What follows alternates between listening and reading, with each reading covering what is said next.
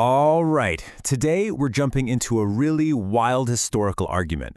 It's all about this incredible reversal of fortune between ancient Rome and, well, the people they conquered.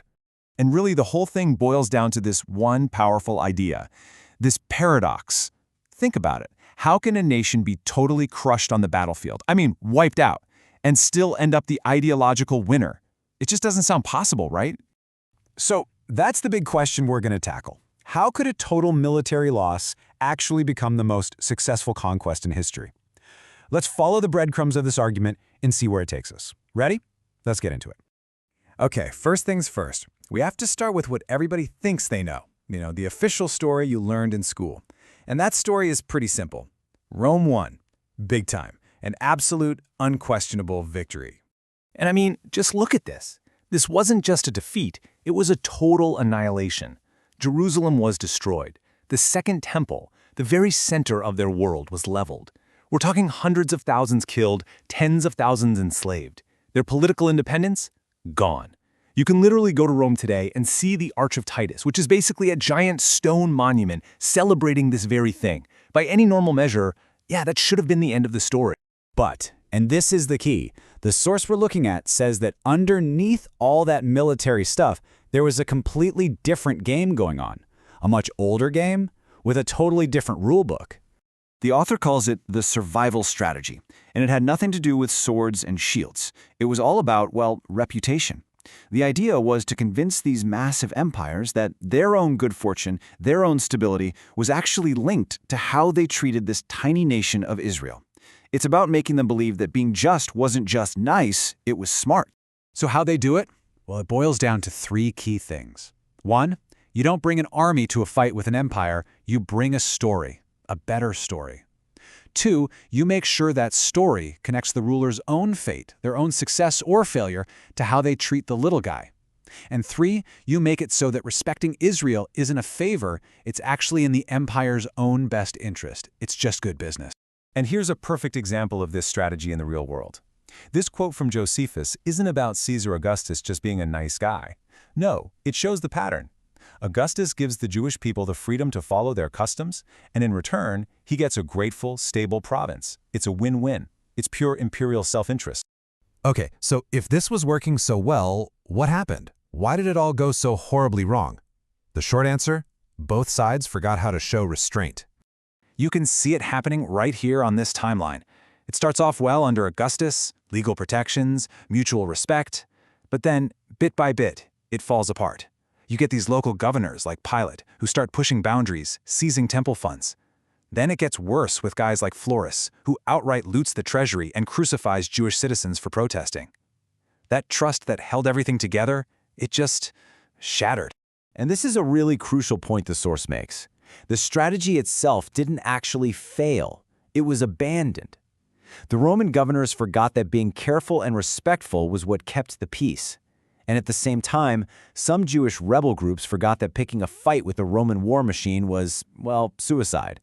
Both sides completely lost sight of their limits. So this brings us to what looks like the end. The strategy is abandoned, the war happens, and it's a catastrophe. Jerusalem is rebel, the temple's gone.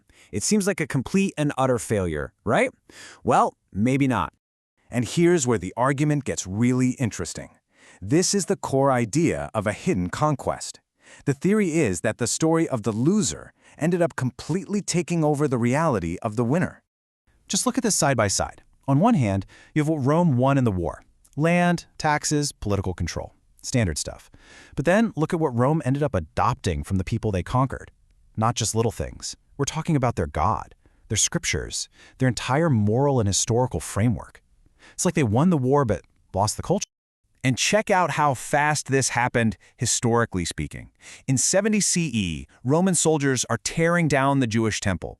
Fast forward just a couple of centuries, and the Roman emperor himself, Constantine, is converting to a faith that worships the God of that same temple. A few decades after that, it's the official religion of the entire Roman Empire. That is an unbelievable reversal. So, what happened? How did this idea spread so effectively?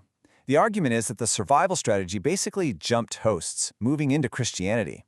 See, Christianity started as a Jewish sect, but it took that core idea that all power, even the emperor, answers to a higher authority, and made it available to everyone. It wasn't about ethnicity anymore. Suddenly, anyone from Britain to Egypt could be part of this story. And at that point, how could Rome possibly fight it? They'd have to attack their own citizens. Here's a perfect little micro example of this logic at work. You've got the historian Josephus. He's been captured. He's about to be killed. Does he beg? No. He tells the Roman general, Vespasian, that he's destined to be emperor. He's not just flattering him. He's framing Roman power within his own theological worldview. It's the strategy in its purest form.